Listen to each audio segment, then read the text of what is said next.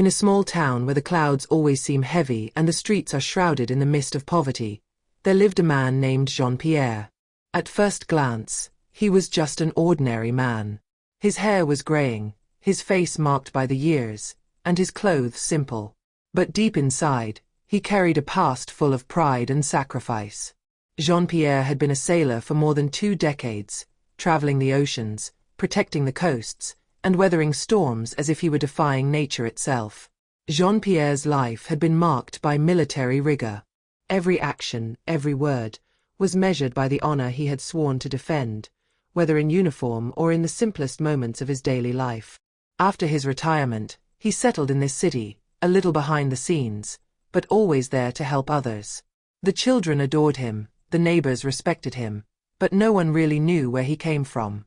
One winter day, while he was going to the local market to buy some groceries, a series of events would change his life forever. That morning, 2 local police officers, corrupt and known for their brutal methods, were patrolling the neighborhood. Officer Lambert and Officer Duval were arrogant and often ignored residents' rights. Most people feared them, but none of them dared to resist them. That day, however, they had chosen Jean-Pierre as their target. For what? Because he was a single man in his 50s, with worn clothes, who many people called everyman. He was an easy target. When they passed him on the sidewalk, Officer Duval approached him with an air of defiance. "Well, old man, what are you doing here? You have nothing to do here, right?" he said, raising his eyebrows, his gaze filled with contempt. Jean-Pierre simply responded calmly, as he had always done. "I'm going to the market." Nothing more. But the police, looking for a reason to question this man whom they considered suspicious, began to accuse him of wandering around aimlessly and of not belonging here. Agent Lambert, an imposing man, assured him that it would be better if he came to the police station for a few questions. "It's an arrest, old man. You have nothing to say in this story. Come with us," he ordered, as he grabbed Jean-Pierre's arm. Jean-Pierre barely resisted, knowing that unnecessary confrontation would have made the situation worse. He followed them without a word. Deep down, he knew that this arrest was not ordinary. The police did not know who they were dealing with. At the police station, tension rose quickly. The walls of the small police station, stifling and sanitized, seemed to close around Jean-Pierre. The sound of creaking leather chairs and crumpled papers filled the air, as the policemen settled around him, their gazes full of judgment. They were looking for answers, but they had nothing concrete, just empty accusations and vague questions. Agent Duval, a stocky man with already graying black hair, sat down opposite Jean-Pierre with a suspicious look. He crossed his arms, with an authoritarian gesture. "So, old man, why were you there at the market? You don't look like you can afford to live in this area." Jean-Pierre, impassive, stared at the agent without flinching. He was used to leading questions, but never to such injustice.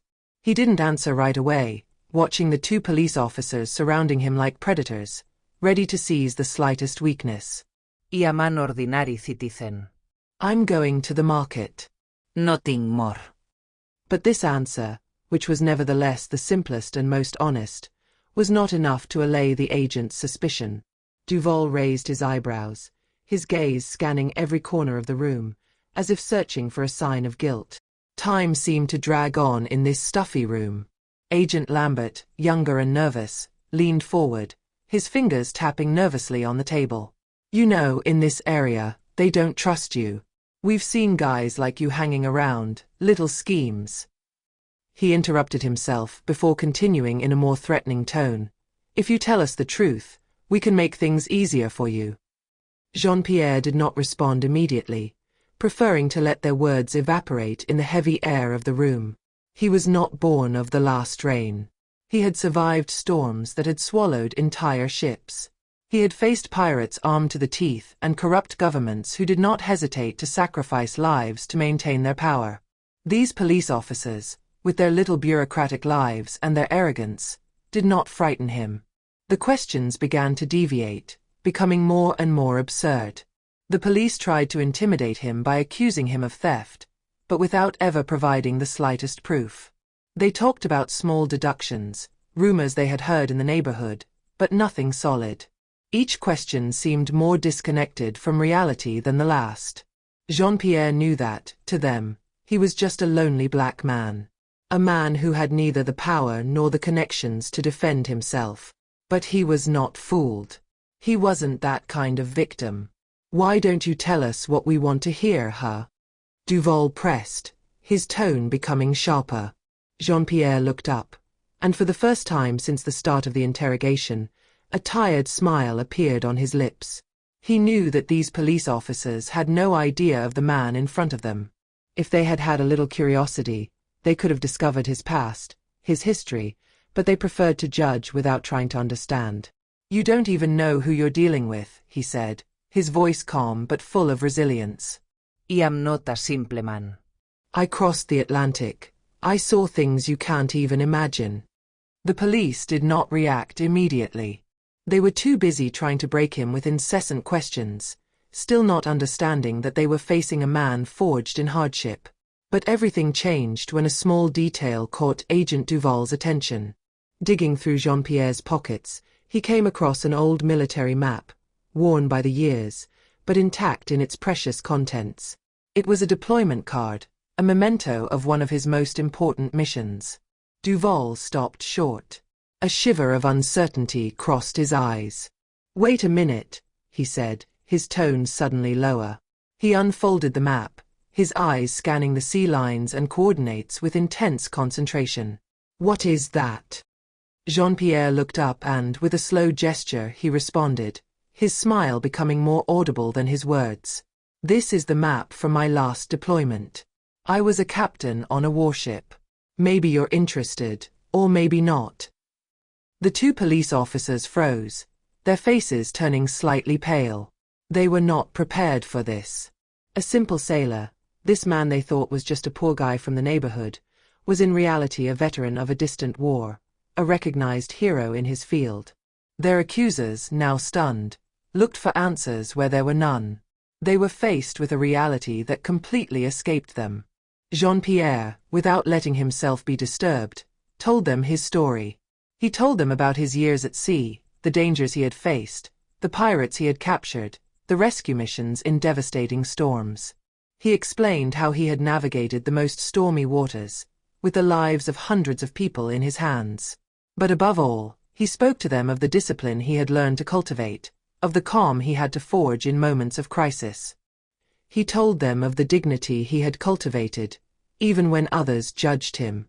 The police, who thought they were at the height of their power, were now destabilized. They no longer had any weapons in their arsenal to intimidate him. They were facing a man whose entire life had been a lesson in resilience. At that precise moment, the police station phone rang. Agent Duval looked up, but Jean-Pierre, with a relaxed movement, knew that this phone call would seal their fate. It was not a coincidence. It was the commissioner, an old friend of Jean-Pierre, who knew his history and respected the man he had become. The commissioner, after hearing about the incident, immediately demanded the release of Jean-Pierre. The police, although reluctant, had no choice but to submit. Jean-Pierre, with implacable calm, let them apologize, but their words were empty. He knew that it was not the recognition of these men that mattered, but the respect he had built up over the years, without ever expecting anything in return. Jean-Pierre then stood up, his movements slow but assured. He knew that true justice did not lie in these excuses, but in the actions he would take to ensure such injustices never happened again. The next morning, the entire city was in turmoil. Jean-Pierre's story made the front page of the local newspaper, an article detailing his heroic past and the injustice he had suffered. The townspeople, who had always known him as a discreet and reserved man, were stunned to learn that he had been a war captain, decorated for his courageous actions at sea. The news spread like wildfire, and soon everyone was talking about this man who had been wrongly arrested, but who, in reality, had faced dangers far greater than the city streets could offer. The article recounted his military journey, his perilous missions, and how he risked his life to protect human lives beyond the country's borders.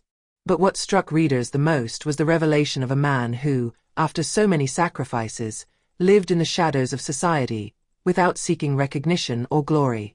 The contrast between the image of the ordinary man they thought they knew and that of the hidden hero, unknown but deeply respected, struck people's minds. The corrupt police officers, who had abused their power and falsely accused Jean-Pierre, were suspended pending an internal investigation.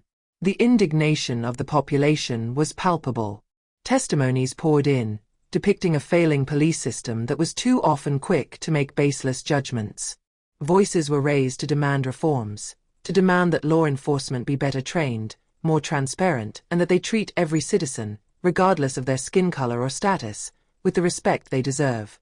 A campaign for social justice and police reform began to gain momentum, supported by citizens shocked by this injustice. Public debate intensified, and local authorities began to consider measures to restore trust between the police and the community. But Jean-Pierre, despite the echoes of the article, remained a figure in the background. He felt no satisfaction in this sudden light. Far from the applause, he continued to lead his simple life, far from admiring glances. For him, there was nothing more natural than remaining true to oneself, without seeking recognition from others. He carried his honor silently, inside, like a flame that would never go out, no matter the winds outside. This ordeal, even painful, had not changed him. It had simply revealed what he had always been, a man of principles, a sailor who knew how to keep his soul intact, even in the darkest moments.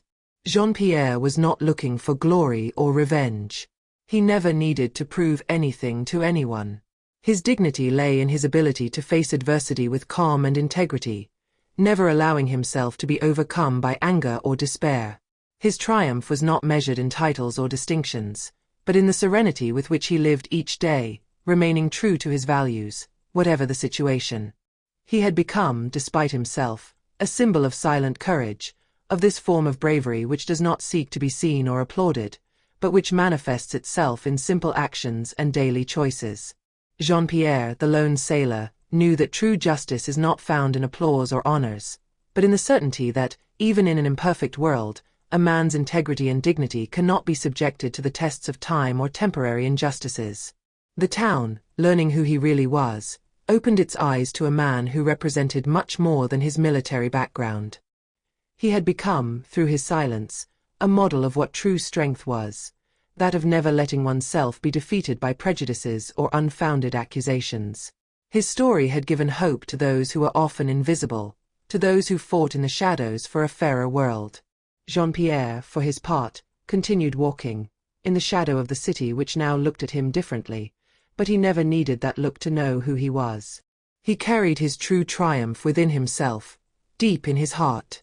And it was there, in this simplicity, that he found peace.